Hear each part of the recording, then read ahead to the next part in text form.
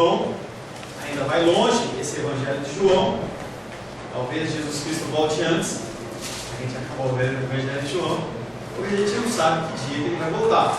Ele pode voltar hoje, pode voltar amanhã, pode voltar essa semana. É só cumprir os sinais designados através da palavra que ele volta a qualquer momento. E a volta do Filho do Homem será como um relâmpago que corta do ocidente para o oriente, rapidamente, tá? Quero convidar você a abrir a palavra de Deus no Evangelho de João.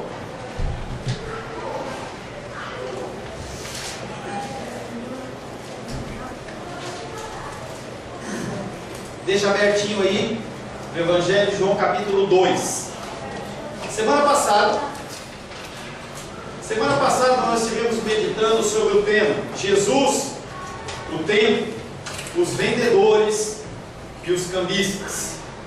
A festa da Páscoa tratava-se de uma festa oficial, mas ao invés de ter Deus como centro, passou a ser regida e utilizada pelas autoridades com o intuito de levantar, de auferir lucros. A palavra da semana passada tem tudo a ver com a palavra de hoje. É a situação da igreja nos dias de hoje, uma situação muito triste. Talvez uma situação que nunca houve em todo o tempo de igreja inteiro. Todo o tempo de igreja nós estamos vivendo hoje. Um tempo de apostasia, de culto ao Senhor como nunca houve. Coisas como o credo apostólico que nós lemos são coisas que as pessoas nem sabem que existe, mas elas querem oferecer a sua adoração extravagante, não baseada na Bíblia, mas muitas vezes baseada nas emoções e no sentimento dos seus corações.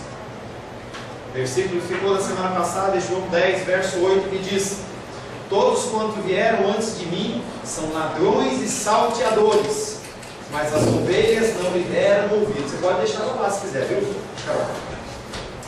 Os religiosos têm transformado ainda nos dias de hoje o que é santo em profano, e o povo com o coração igualmente imundo tem se deliciado com a ilusão de um cristianismo sem sofrimento, um cristianismo sem Cristo e um cristianismo sem cruz.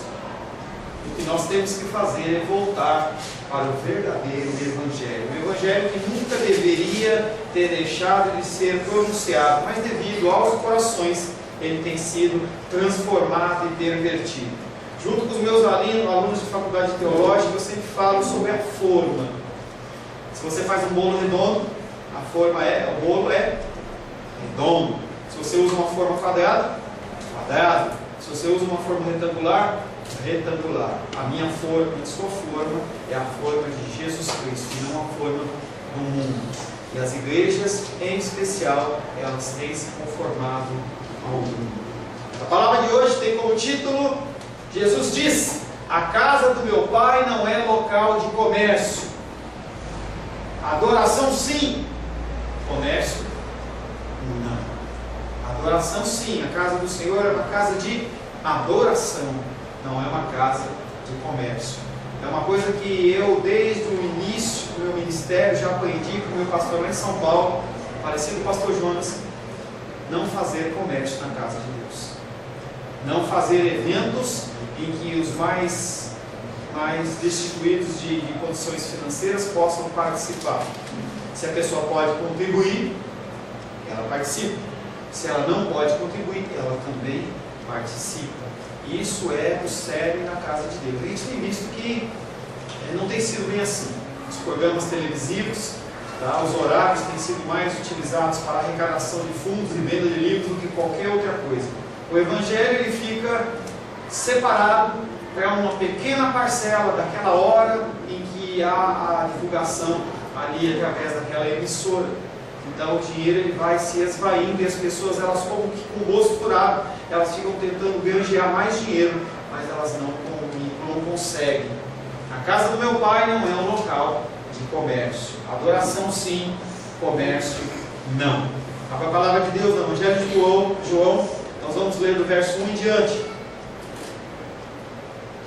Evangelho de João, capítulo 2, verso 1 em diante, assim diz a palavra de Deus: 3 dias depois houve um casamento em Caná da Galileia, achando-se ali a mãe de Jesus. Jesus também foi convidado com seus discípulos para o casamento. Tendo acabado o vinho, a mãe de Jesus lhe disse: eles não têm mais vinho. Mas Jesus lhe disse: mulher, que tenho eu contigo? Ainda não é chegada a minha hora. Então ela falou aos serventes: fazei tudo o que ele vos disser. Estavam ali 6 talhas de pedra que os judeus usavam para as purificações, e cada uma levava 2 ou 3 metretas. Jesus lhe disse: enchei de água as talhas. Eles encheram totalmente. Então lhe determinou: tirai agora e levai ao mestre-sala. Eles o fizeram. Tendo o mestre-sala provado a água transformada em vinho, não sabendo de onde viera, se bem que o sabiam os serventes que haviam tirado a água, chamou o noivo e lhe disse: todos costumam pôr primeiro o bom vinho, e quando beberam fartamente servem o inferior. Porém, guardaste o bom vinho até agora. Com este, deu Jesus princípio aos seus sinais em Caná da Galileia, manifestou a sua glória, e os seus discípulos creram nele. Depois disso, desceu ele para Cafarnaum com a sua mãe, seus irmãos e seus discípulos, e ficaram ali não muitos dias. Estando próxima a Páscoa dos judeus, subiu Jesus para Jerusalém, e encontrou no templo os que vendiam bois, ovelhas e pombas, e também os cambistas assentados. Tendo feito um chicote de cordas, expulsou todos do templo, bem como as ovelhas e os bois, derramou pelo chão o dinheiro dos cambistas, virou as mesas e disse aos que vendiam as pombas: tirai daqui essas coisas, não façais da casa do meu pai casa de negócio, casa de comércio. Lembraram-se, pois, os seus discípulos de que está escrito: o zelo da tua casa me consumirá. Até aqui, palavra do Senhor. Amém? Amém. Senhor, em nome de Jesus, nós queremos, Pai, clamar ao Senhor pela tua graça, pela tua misericórdia nesta ministração.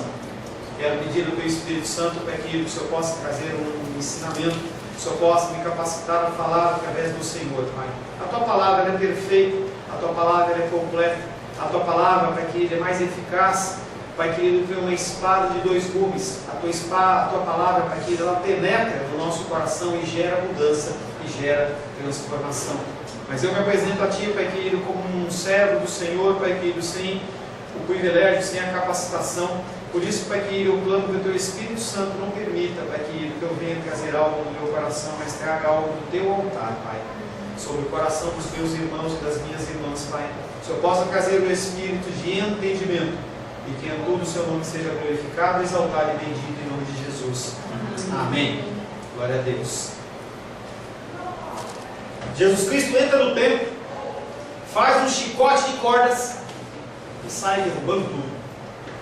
Porém, a ação de Jesus Cristo, apesar de ter sido vigorosa, ela não é cruel, ela não é algo que gera uma confusão extrema. Por que eu estou falando isso? Porque se tivesse gerado uma confusão enorme ali naquele meio, os soldados romanos que cuidavam da guarda do templo tinham interferido, e a palavra de Deus não fala nada a respeito disso. Esse chicote também serve para expulsar gados e ovelhas, porque não tem como você expulsar esse tipo de animal apenas falando assim, xô, xô, xô. Eles não são cachorros, tá? Então, com o chicote de cordas, o Senhor os expulsa. A sua ação não gera tanto tumulto assim, mas gera uma confusão no meio dos judeus e aqueles que praticavam aquele comércio. Nós vamos meditar nesta noite em 2 versículos, o verso 16 e o verso 17. Então nós vamos começar pelo verso 16, que diz: e disse aos vendedores de pombas: tirai tudo isso daqui e não façais da casa do meu pai uma casa de comércio, uma casa de negócio.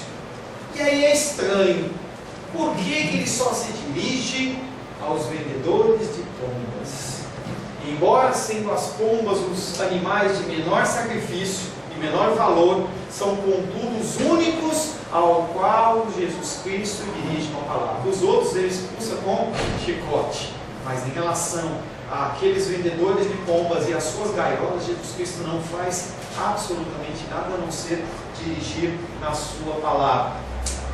Esses são os únicos vendedores a quem Jesus responsabiliza pela corrupção do templo. E a pergunta é: por quê? O animal, a pomba era um animal usado em holocaustos propiciatórios, conforme Levítico 1,14, que diz: se a sua oferta ao Senhor for holocausto de aves, trará a sua oferta de rolinhas, ou rolas e de pombinhos. E também era utilizado no sacrifício de purificação e expiação.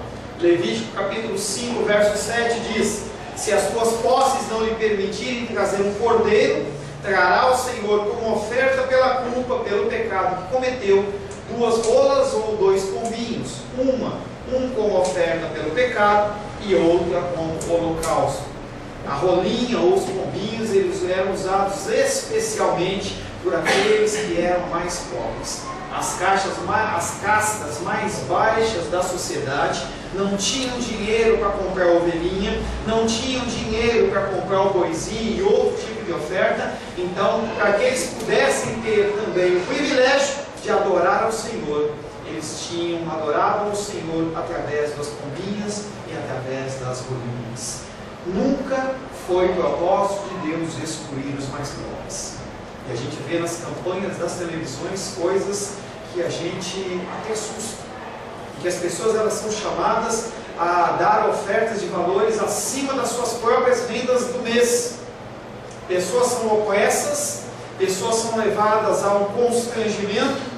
Quando o pastor fala, eu vou orar aqui, mas você tem que trazer pelo menos 100 reais.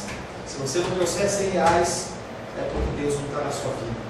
E as pessoas, elas vão murchando que nem uma ameixa, porque é colocada uma situação financeira como se fosse: se a pessoa tem dinheiro, ela é abençoada de Deus.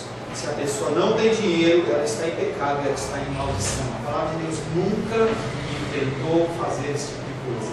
Quando você no sábado ligar sua televisão e ver aqueles pedidos de oferta acima assim de condições ou determinando valores, você fala, alguma coisa está errada. Deus nunca definiu um valor certo. Ele define que você tem que oferecer segundo as suas posses. Tá? Então, nesse tempo, o Senhor ele já tem essa preocupação, o Senhor Deus já tem essa preocupação, apresentando aos pobres as rolinhas e os pombinhos.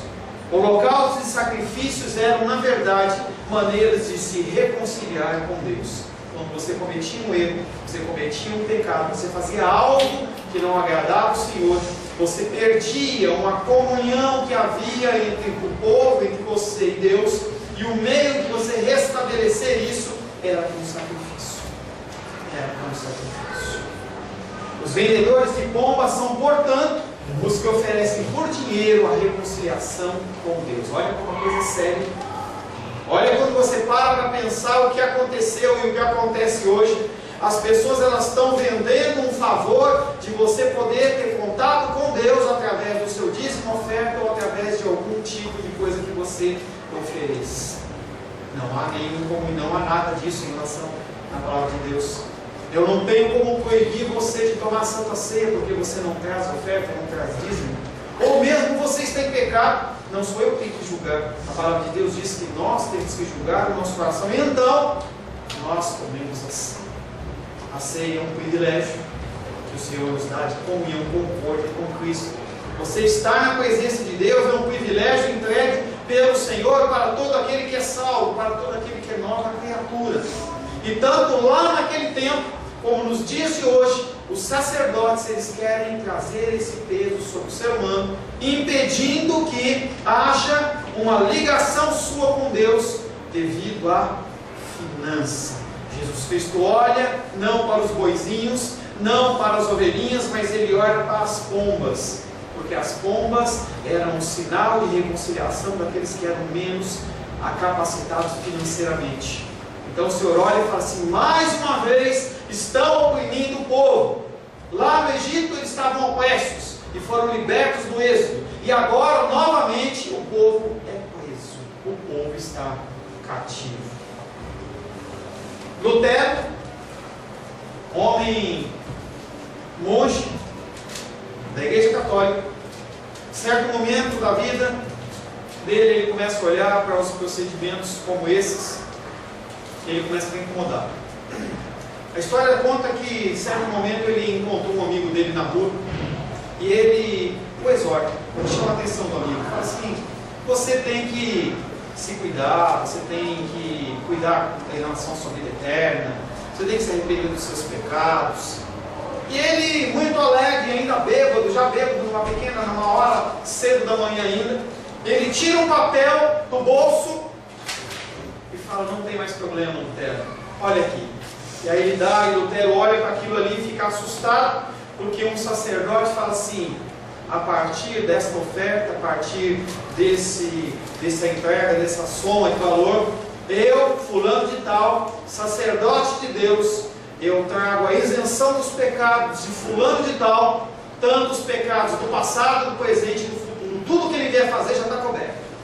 E aquele homem, na sua ignorância espiritual, fica contente. Ele olha para Lutero e fala assim: Lutero, agora eu posso adulterar, eu posso beber, eu posso fazer o que eu quiser, porque eu tenho um documento aqui que me exime dos meus pecados.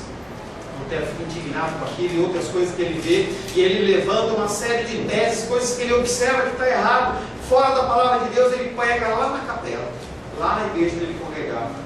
Mas ele fala assim: não, o Papa não está sabendo de nada. E ele começa toda uma batalha, escrevendo livros, trazendo ensinamentos, até que ele é chamado pelo Papa e fala assim: agora é a minha oportunidade de falar para o Papa o que estava acontecendo. Em linhas gerais, a história é essa. E aí o Papa olha para ele e fala assim: tudo que você escreveu você tem que negar, porque isso é heresia.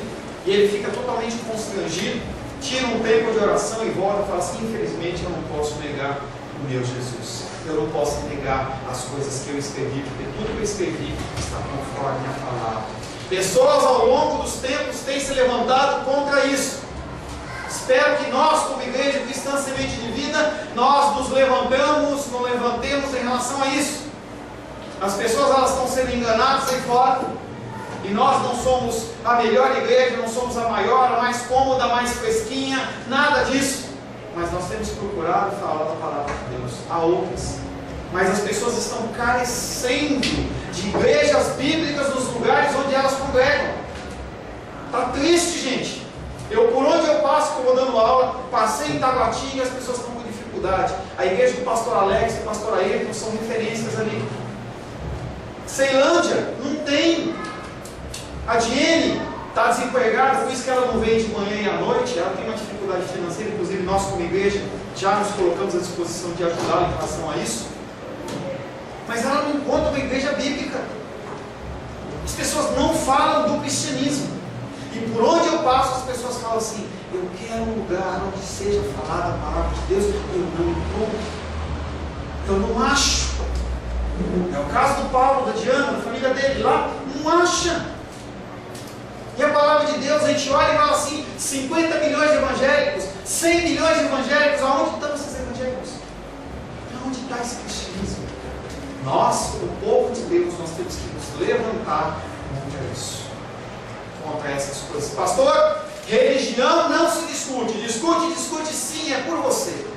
Você tem que falar do que é verdade. Você tem que falar do que existe na palavra de Deus, e não essas filosofias, essas fábulas que os pastores têm criado com o intuito de manter as ovelhas presas no seu lugar. Naquele tempo de Jesus acontecia a mesma coisa, e Jesus Cristo pega aquele chicote e corda e sai derrubando tudo, porque ele não consegue olhar a casa dele, a casa do pai dele, como uma casa de comércio. Os próprios vendedores devem entender a situação e abandonar essa prática. São eles que têm que desistir do seu comércio, que apresenta a Deus como um comerciante. Parece tudo um negócio. Você traz uma oferta de R$30, parece que é um valor padrão dos missionários aí no televisão. R$30 você traz e você pode participar. E se você não tem R$30? E se você só tem 10? E se você só tem 5? E se você só tem uma moeda? Quer dizer que você não pode participar? Não é 30, é 50, é 100. De onde saíram esses valores, meu Deus? De onde saiu isso? Do seu coração, João? Ah, botou no meu coração, achei que era ele. No coração do homem. No coração do homem. Quanto mais você dá, mais você tem direito a receber. É a conta do ser humano. Daí, essa acusação contra os vendedores de pombas ser a mais grave de todas.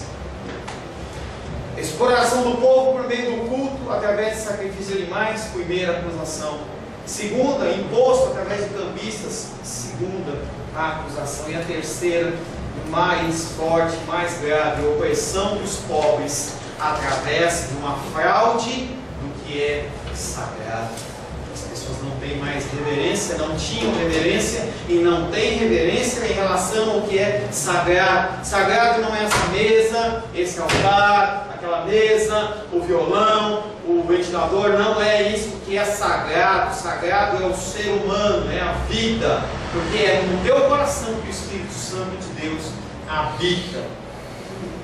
Jesus aparece nessa cena agindo como um filho, em sentido exclusivo. Ele olha para aquilo e parece que ele está sozinho na multidão e ele fala: meu Pai, é Ele que representa o Pai no mundo. O texto fala: e disse aos vendedores de pombas: tirai tudo isso daqui, não façais a casa do meu Pai, é a casa do seu Pai. Nós temos que defender esse cristianismo, porque se a gente não fizer isso, quem vai defender?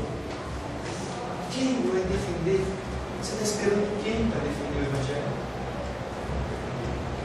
Hoje quem representa a igreja no mundo? Denominações, templos, grandes igrejas. Dinheiro mais, dízimo, oferta não é usado para alimentação, para cuidar das pessoas. Se compra fazendas, que tem que manter o dinheiro investido.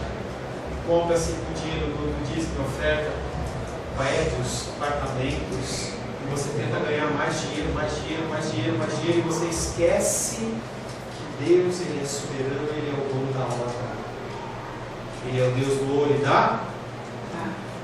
Ele tem tudo, Ele criou o ouro e a prata.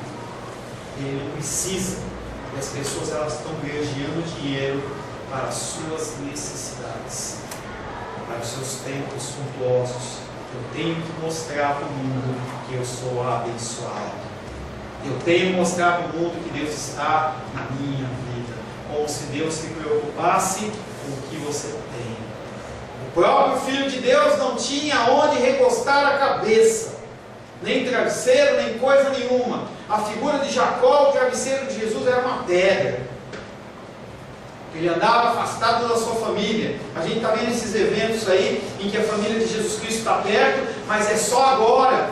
Depois todo o ministério ele está afastado da família dele. Não é que você tem que se afastar da família, mas aquelas pessoas que estavam prendendo ele, que estavam permitindo que ele avançasse no cumprimento do propósito do Pai. Você tem um propósito a ser cumprido na tua vida. Você não nasceu apenas para ter essa vida que você tem hoje. Você tem que buscar cumprir na sua vida o propósito do Senhor. Senão você nunca vai ser feliz. Nunca você vai atingir a maturidade. E você tem que buscar com diligência. Gaste tempo de oração. Deus, o que o Senhor quer para mim? Eu estava dando aula em Gaslândia, e aí um irmão falou assim: pastor, eu acho que eu tenho um chamado pastoral. Vai orar, irmão. Vai orar. Nós somos seres espirituais.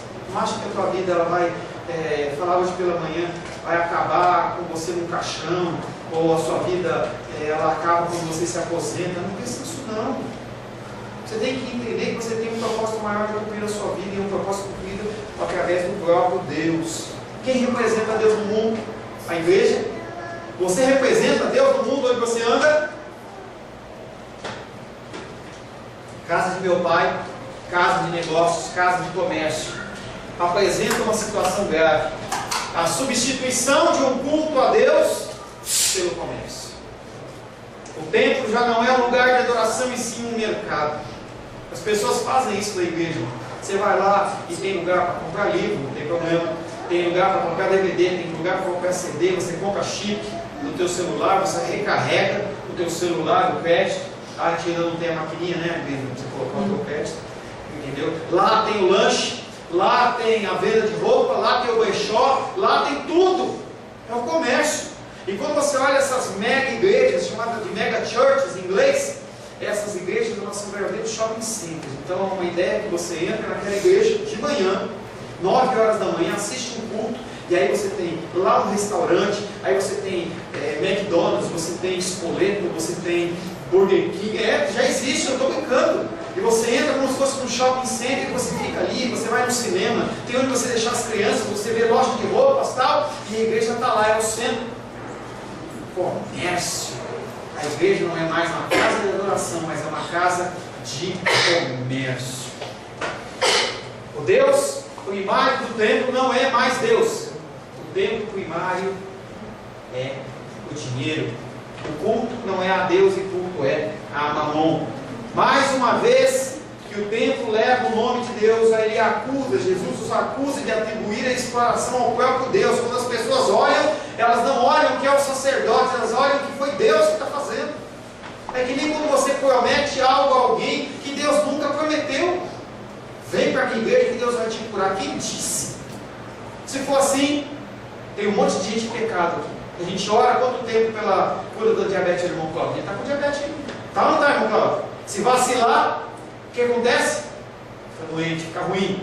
Lourdinha com os problemas dela físicos, titia com problemas físicos e outras pessoas com dificuldades.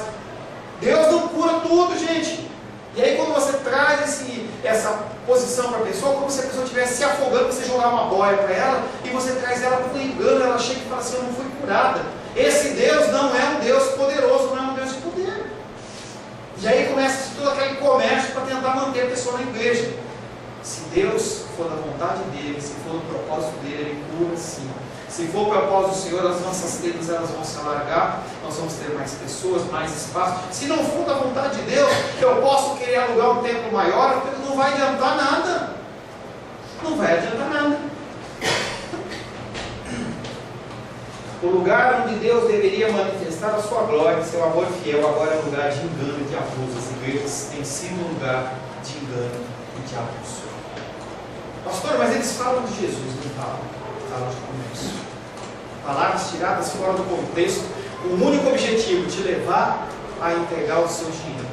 Entregar casa, entregar apartamento, entregar carro. Isso acontece de monte por aí. É isso? É. Muitas pessoas que estão ouvindo o vídeo na internet vão olhar e falar assim, pô, a minha igreja é assim. Eu estou dando aula em vários lugares aí no Brasil, aí, o Senhor tem me abençoado. E quando eu começo a falar essas coisas que eu falo, o pessoal olha para mim e fala assim, isso acontece na igreja.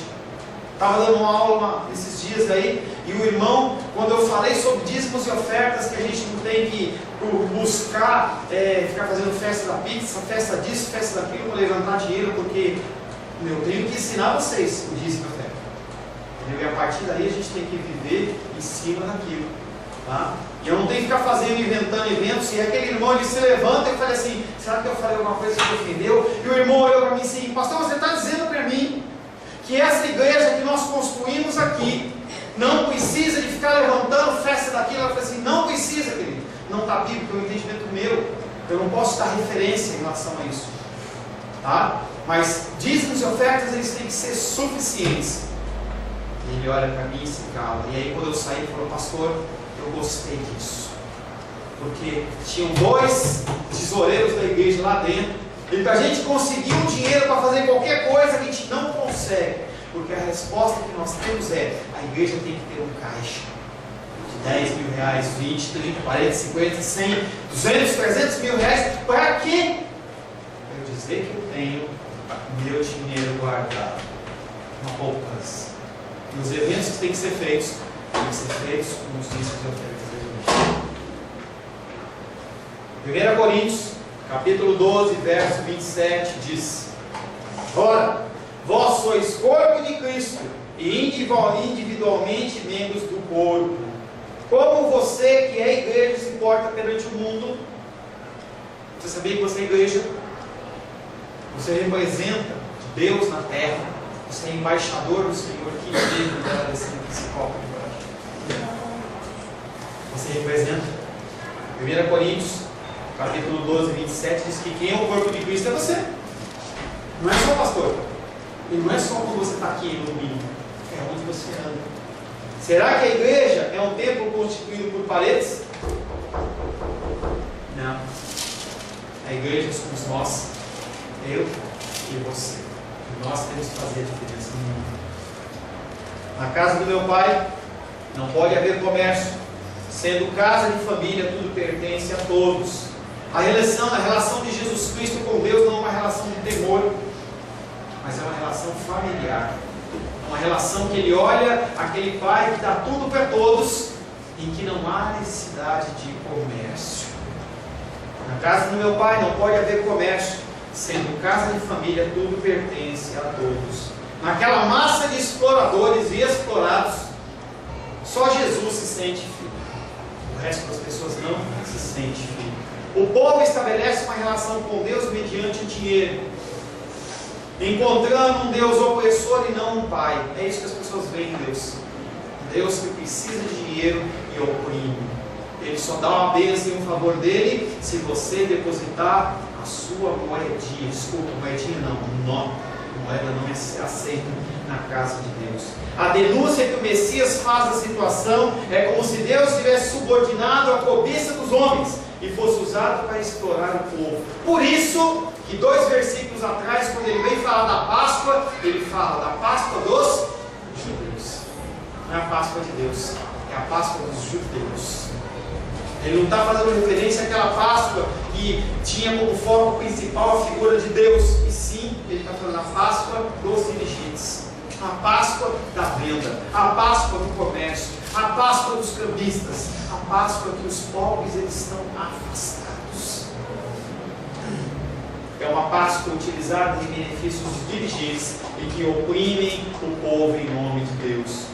Jesus denuncia não apenas os dirigentes, mas toda a instituição de Israel. E nós temos que denunciar essa igreja cristã evangélica dos dias de hoje, que não são cristãs, não são evangélicas, porque elas não propagam o Evangelho. O Evangelho são as boas novas em que fala sobre sofrimento de um Salvador, sobre uma dor. Fala sobre frases do tipo: se você quer seguir a Cristo, você toma a sua cruz e o siga. Não é uma palavra que vai trazer para você que você vai ser extremamente abençoado, você vai ganhar uma casa no lago, vai ter um carro importado, e não tem nenhum problema se você tiver isso. Tomara que você tenha. Tomara que você tenha. Que Deus te abençoe assim. Mas se não abençoar, Ele vai continuar sendo Deus. E não vai mudar nada. A mensagem da cruz não é uma mensagem de prosperidade. Entenda isso. As pessoas elas estão enganadas porque elas querem a prosperidade. Tem um estudo que foi feito em São Paulo, que o pastor Ayrton compartilhou comigo, que é um estudo escandaloso. Na região de São Paulo, foi se levantado, foi feita uma série de perguntas, pesquisas, para ver em várias denominações quantas igrejas pregavam o verdadeiro Evangelho. Pasme, de 95% a 97% das igrejas não pregam a palavra de Deus. Estado de São Paulo, onde tem mais igreja, muito mais ainda, não se prega o Evangelho, não se prega a salvação, não se prega arrependimento de pecados, mas prega você ter, ser curado, ser satisfeito, você ficar satisfeito e você ser feliz. É isso que se prega. Por isso que as igrejas estão cheias. São os cristãos não praticantes. Algo que até um tempo atrás era uma denominação apenas dos católicos, agora nós temos 95% dos cristãos aproximadamente que não são praticantes da verdadeira palavra, do verdadeiro Evangelho. A pessoa vai na igreja, se emociona, canta louvores maravilhosos, toda uma estrutura, ela se sente bem, se sai ali confortada, mas vazia. Comeu pastel já? Que vendo? Vazia, as pessoas estão sentindo vazias, sem nada dentro do seu coração. Jesus denuncia a instituição central de Israel, símbolo do próprio povo e da sua eleição divina. Queixa-se que o templo não estava cumprindo a missão de ser um local de habitação de Deus, mas uma casa de comércio. Ainda que para muitos o culto do templo tenha sido ocasião de profunda experiência religiosa, que as pessoas elas se sentem tocadas. As pessoas vêm para a igreja e conforme a coisa que acontece aqui na frente, ela se sente tocada, se sente emocionalmente tocada. Quem disse que Deus quer tocar as suas emoções? Quem disse que Deus está preocupado com o teu choro? Quem disse isso? Deus está preocupado com o seu choro. Deus ele se move única e exclusivamente pela sua palavra. O que ele falou vai se cumprir. O que ele não falou, meu querido, minha querida, você pode fazer campanha, ir daqui de joelho até qualquer lugar, você pode fazer jejum, você pode subir no monte, você pode fazer o que quiser. O coração de Deus ele permanece o mesmo, porque ele se apresenta a Moisés e a nós como eu sou, um ser imutável. João vê o templo na época de Jesus como instrumento de exploração nas mãos dos dirigentes. A verdadeira manifestação de glória, ela vai se fazer em Jesus, não mais no templo. Ele é a palavra de Deus que se fez homem. A frase de Jesus aos vendedores e também aos dirigentes de tabela é de um lado denúncia e do outro exortação. Ele não quer que aquelas pessoas sejam condenadas, mas o que ele quer é que a pessoa mude o coração. Era a mesma coisa que Lutero queria. Lutero queria que houvesse mudança e transformação. Não que eles continuassem naquele caminho errado, mas se não há saída, tem que haver separação. Jesus não vem apenas para condená-los, mas responder, trazer e convidá-los à luz. Hoje pela manhã a gente falava sobre o termo Fiat Lux. Fiat Lux é aquela marquinha daquele fósforo, aquela caixinha de fósforo. Ele é a representação da palavra de Deus que diz: haja luz. Fiat Lux, haja luz. O objetivo de Deus, Jesus Cristo, é trazer luz. Salmo 119, 105 diz: lâmpada para os meus pés é a tua palavra e luz para os meus caminhos. A palavra de Deus ela tem que ser a luz dos teus caminhos. Você tem que se imaginar sem Cristo num lugar escuro em que você não enxerga nada. E de uma hora para outra, você vê um caminho iluminado. Você tem que andar naquele caminho, não se desvia nem para a direita, nem para a esquerda. E quando você está naquele caminho, você está seguro. Lâmpada para os meus pés é a tua palavra, e luz para os meus caminhos. Segunda Crônicas, capítulo 7, verso 14, diz: se o meu povo que se chama pelo meu nome se humilhar e orar e me buscar e se converter dos seus maus caminhos, então eu ouvirei dos céus, perdoarei os seus pecados e sararei a sua terra. Esse é o versículo para você hoje. Você sabe o que você faz de errado, o que a palavra de Deus está te condenando, e Deus fala assim: se o meu povo que se chama pelo meu nome se humilhar e falar: Deus, eu pequei, me perdoa, Ele virá e vai te curar, Ele vai te sarar. Fisicamente, espiritualmente e emocionalmente, eu não sei, mas você vai estar curado perante Ele em relação àquela falta. Você vai poder sim se apresentar a esse Deus como um Deus perdoador, porque Ele assim nos garante. Ele nos garante que esse coração perdoador, plantado em você pelo próprio Deus, porque Ele que nos capacita, tem esse tipo de sentimento, esse tipo de atitude, você pode sim clamar e pedir pelo favor de Deus. Somos chamados como igreja a ser representantes de Cristo na terra. Você é chamado a ser representante e luz na terra para aqueles que estão perto de você.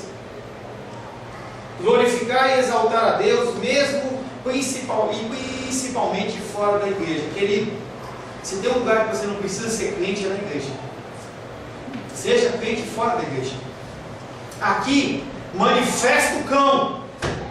Manifesta essas coisas ruins que tem em você, porque a gente já faz uma oração forte, cara que sal grosso, brincadeira. A gente já faz uma oração por você, te dá um ensinamento, e você vai começar a ser corrigido. Tira essa máscara, tira essa capa de religiosidade que a gente coloca para vir para a igreja. Aqui é o lugar dos crentes. Lá fora não. Lá fora você tem que manifestar o poder e o amor do Senhor. Se você é crente aqui e é mundano lá fora, como é que você vai mudar o mundo? Como é que você vai ser representante das pessoas? Como que as pessoas vão aceitar Cristo se não há quem pregue? Como eles vão falar se não há quem fale para eles? Se eles não ouvem de ninguém? Você vê as pessoas andando no caminho errado e você não fala nada porque você não quer problema. Você quer viver em paz. Não, você tem que falar e tem que falar sim. A criação como um todo espera a sua palavra. Porque nós temos... tantas emoções, não é mesmo? Nós temos dois grupos. Tem as criaturas e tem os filhos de Deus. Aquele que não tem Cristo no coração, ele não é filho, ele é criatura. Aquele que é filho, ele é o que, Sebastião? Sebastião gosta, né? Ele é adotado, né, Sebastião? Adotado. Você é adotado de Deus, você faz parte da família do Senhor. O resto é criatura. E essas criaturas esperam a manifestação dos filhos de Deus. Romanos 8,19 diz: a ardente expectativa da criação aguarda a revelação dos filhos de Deus. Eu e você sempre nos comportando, falando, nos manifestando, dando exemplo de filhos de Deus. João capítulo 2, verso 17 diz: lembraram-se os seus discípulos que está escrito: o zelo da tua casa me consumirá. João não deixa claro se os discípulos de Jesus eles lembraram desse versículo naquele momento, ou se eles lembraram só após a morte e ressurreição de Cristo. Mas em algum momento eles lembraram desse texto, um texto que está lá em Salmo 69:9: pois o zelo da tua casa me consumiu, e as injúrias dos que te ultrajam caem sobre mim. Uma das principais fontes do problema que passa o salmista aí é que ele tem tanto zelo pela casa de Deus, pelas coisas do Senhor, mas as pessoas não têm, e as pessoas começam a olhar para ele como se ele fosse um ET, como ele fosse uma pessoa fanática, como se fosse uma pessoa diferente que quer aparecer. Parece aquela figura de Ló, acho que é Ló, lá em Sodoma e Gomorra, em que os anjos eles vêm para ver como é que está a situação da cidade, e ele quer destruir ali, e aí Ló pega e coloca aqueles anjos para dentro. E aqueles homens ali, eles olham para Ló e falam assim: manda esses homens para fora, porque nós queremos ter relação com eles. E aí Ló olha para eles, sai ali da porta e fala assim: não faz isso com eles não, não faz não. E aí eles olham para ele e falam assim: quem é você? Você chegou agora na nossa terra, você é estrangeiro, e você está achando que só você é certo? A mesma coisa acontece se você se posicionar. As pessoas vão olhar para você e falar assim: quem você pensa que é? Eu sou pastor há 10 anos, 20 anos, 30 anos, como é que você vem falar isso para mim? A palavra de Deus está dizendo que nós temos que falar, nós temos que nos posicionar. Nesse caso, o salmista, ele era consumido pelo que estava acontecendo na casa do Senhor, e as pessoas injuriavam ele, falavam que ele exagerava, falavam para ele: ó, você chegar no horário, está errado, você chega a hora que você quiser, Deus está lá mesmo. Você não precisa ter reverência nenhuma ao Senhor, não. E aí ele fala: não, a palavra de Deus diz que precisa sim. E as pessoas olham e falam assim: não. E você começa a ser apedrejado. E por isso que o salmista pode dizer: o zelo pela tua casa me consome, porque o zelo que ele tem pelo templo é o que colocou ele como odiado. A palavra diz que vai haver o tempo em que as pessoas vão te odiar. Pai vai olhar para filho e vai falar: eu te odeio por causa do Evangelho. Filho vai olhar para pai e falar assim: eu te odeio por causa do Evangelho. Marido olha para a esposa e fala assim: eu te odeio por causa do Evangelho. Esposa olha para o marido e fala: eu odeio você por causa do Evangelho. No seu trabalho, seus amigos olham e falam assim: ou você larga isso, ou eu te odeio. E começa a te punir. Jesus, descendente do salmista Davi, testemunha sua preocupação com uma adoração pura, um correto relacionamento com Deus, um lugar designado para servir como ponto físico do relacionamento em que Deus globa. O tempo foi separado para a adoração. A palavra-chave é zelo. Zelo que significa interesse, ardor, paixão, do qual se deriva o termo zelota. Zelota era uma casta judaica que eles denominavam como zelosos em relação à palavra. Eles tiveram tantos conflitos que culminou com a destruição de Jerusalém em 70 depois de Cristo. Lá no Antigo Testamento, depois que Elias confronta os profetas de Baal, ele vê que o povo naquela situação, naquela adoração profana, ele sai dali fugindo e vai para a caverna. O Senhor vai a ele na caverna e fala com ele, 1 Reis capítulo 19, 13 a 14. Ouvindo Elias, envolveu o seu rosto no seu manto, e saindo, pôs-se à porta da entrada. Elias, ele ouve a voz do Senhor e sai daquela caverna. E aí uma voz daquele vento suave que não estava no terremoto, não estava na confusão, não estava no barulho, mas estava na voz suave, e fala assim: Elias, o que você está fazendo aqui, Elias? E Elias responde para Deus: tenho sido extremamente zeloso pelo Senhor, Deus dos exércitos, porque os filhos de Israel deixaram a tua aliança, derrubaram os teus altares e mataram os teus profetas, e eu fiquei só, e eles procuram tirar a minha vida. Elias olha para Deus e fala: Deus, eu estou defendendo o teu evangelho, e o povo largou a sua aliança dessa bagunça toda. É obrigado eu ir lá fazer todo aquele teatro lá para recriminar os profetas de Baal. Parece que esse povo não enxerga. Nos dias de hoje as pessoas não enxergam. Elas estão adorando um Deus do dinheiro e não um Deus verdadeiro. E se você tem essa escama caída dos olhos, quer dizer que Deus tem um propósito para você falar disso para as pessoas. Mesmo que as pessoas olhem para você e falem assim: na Odisseia, eu te odeio por causa do Evangelho. É isso aí mesmo. Cristão, você não tem que estar nem aí. Prega tempo e fora de tempo. Não precisa ser chato, mas você tem que estar sempre pronto a uma palavra. Sempre pronto a uma palavra. Esse zelo que consome, ele é motivador pelo próprio Deus. Mas Jesus não se apresenta como um reformista. Ele não vem para cancelar a lei, mas ele vem para cumprir a lei. Ele não pretende apoderar-se do templo, de destruir ou destituir as autoridades, mas ele denuncia a situação para fazer o povo compreender o verdadeiro caráter do culto, o verdadeiro caráter da Páscoa. Você tem que mostrar para as pessoas o que acontece nesse lugar, o que acontece na sua vida. Nós vamos, adoramos e bendizemos o nome do Senhor. Mas lá tem show pirotécnico? Não.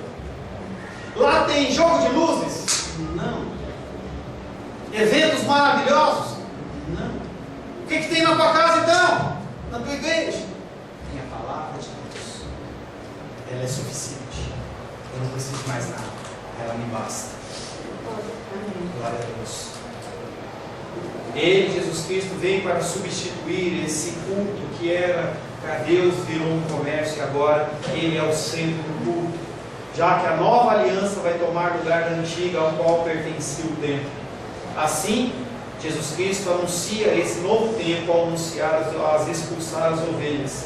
Ele não restaurará a pureza das instituições. Entenda que essas denominações que existem hoje, que vendem o cristianismo, que vendem falso cristianismo, não tem conserto. É triste, mas não tem conserto.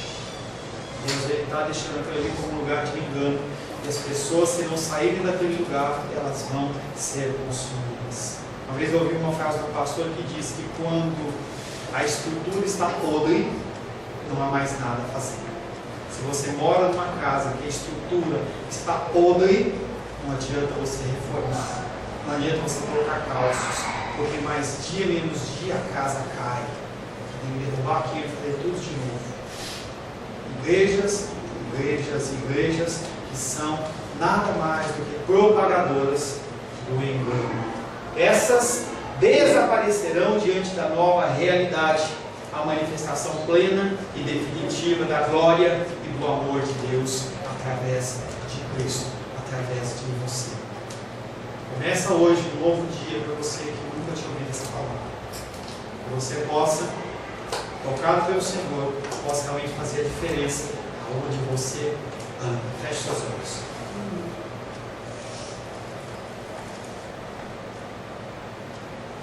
Senhor, nós nos apresentamos como Elias, Pai.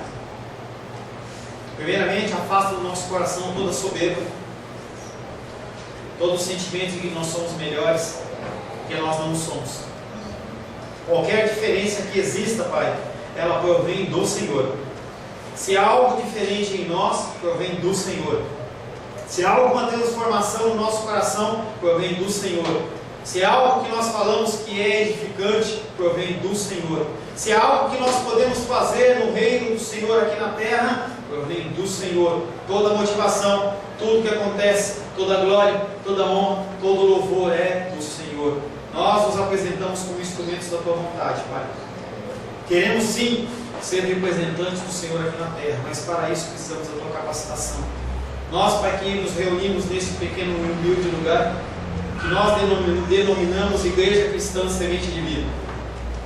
Nós queremos ser referência, Pai querido, nesse lugar, não para os ricos e poderosos, não para as pessoas, Pai querido, que são sábias segundo o entendimento do homem, mas que nós possamos ser, Pai querido, um lugar onde as pessoas buscam a ouvir a Tua palavra, ouvir, Pai querido, ensinamentos que provêm do Teu altar.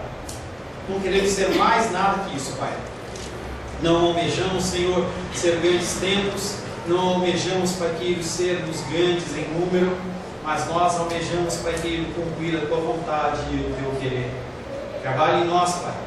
Unge-nos, capacita-nos, através do Teu Espírito, para que possamos glorificar o Senhor através das nossas vidas a cada dia, na igreja e fora da igreja, em nome de Jesus. Amém. Glórias a Deus. A paz seja convosco. Meu nome é Paulo César.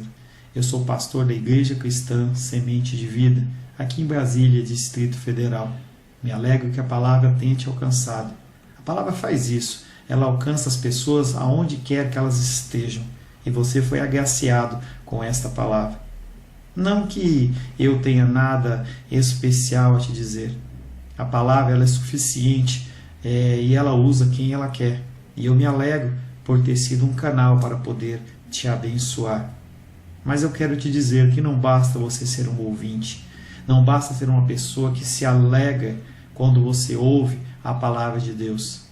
A vida ela é feita de decisões. Se você está ouvindo essa palavra hoje, eu creio que o Espírito Santo tem um propósito especial com você.